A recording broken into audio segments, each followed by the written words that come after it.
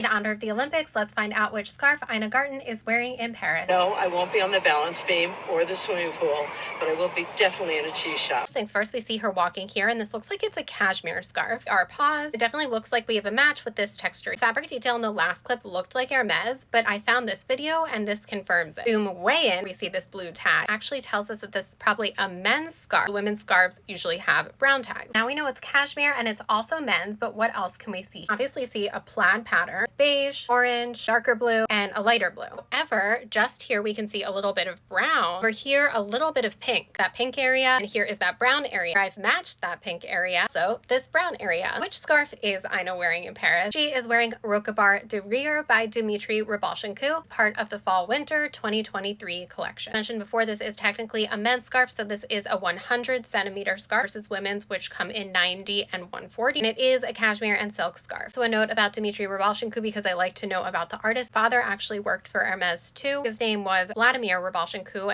oftentimes signed his scarves as Rybal. And Vladimir was the great nephew of Philippe Ledoux, who I've also mentioned many times in these videos. As always, please let me know what you'd like to see next.